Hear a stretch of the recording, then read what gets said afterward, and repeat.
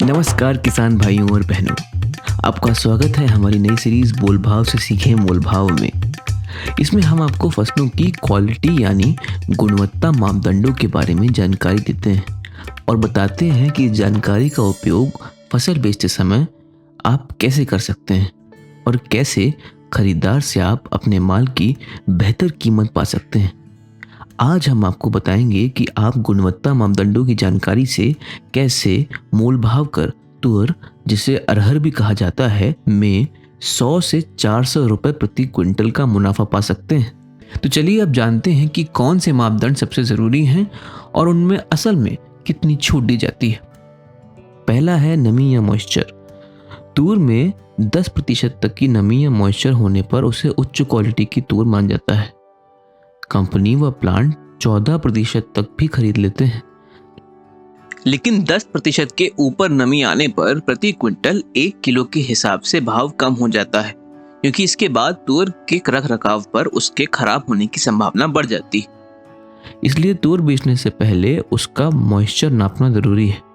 आप moisture metre की मदद से इसकी नमी नाप सकते हैं और अगर नमी 10% से ज़्यादा हो तो इसको बेचने से पहले धूप में सुखाएं और नमी कम करें। याद रखें, सही नमी देगी आपको अच्छा भाव। मिट्टी, कंकड़ और दूसरी फसलों के दाने।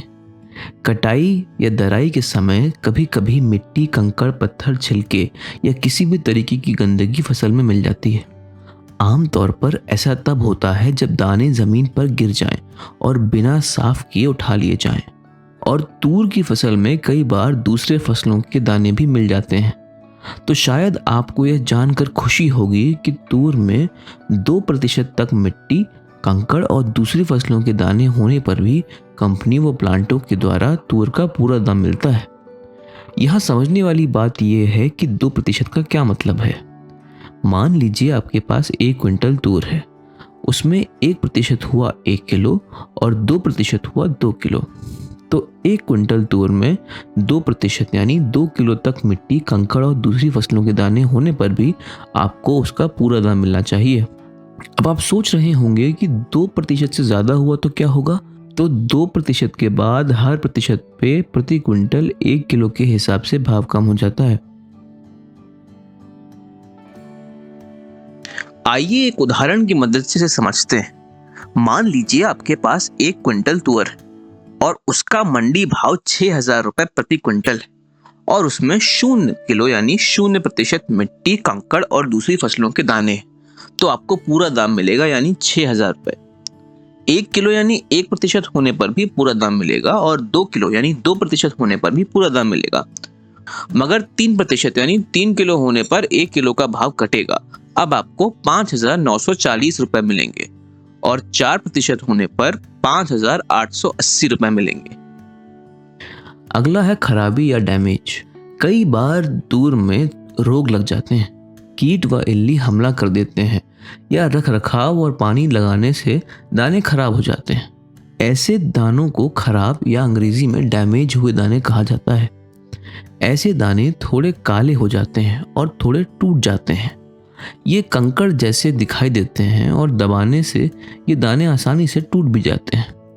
ऐसे दानों पर कंपनी व प्लांटों द्वारा 2% तक की छूट होती है, कई दफा 5% तक भी।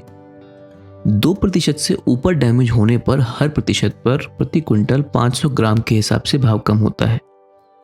अगला है वैरायटी यानी दूसरे किस्म के तूर के दाने।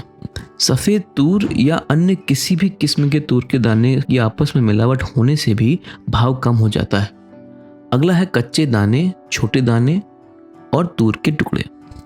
कई बार किसी बीमारी या पोषक तत्वों की कमी की वजह से तूर के दाने पूरी तरह पक नहीं पाते और छोटे या कच्चे रह जाते हैं।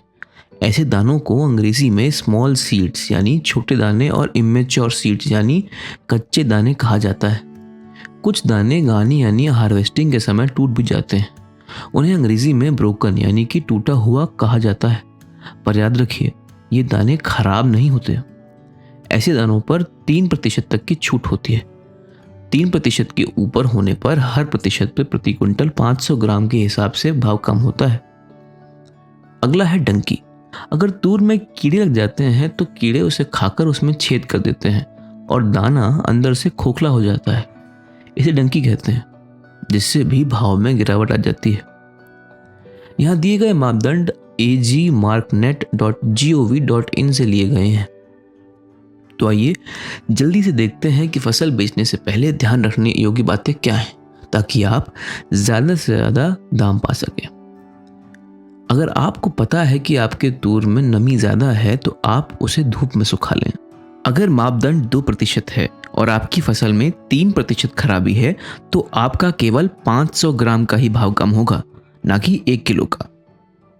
कंपनी व प्लांटों के अपने अपने प्रोडक्ट के आधार पर मापदंड बदल सकते हैं। समझें और सही मोल भाव करें।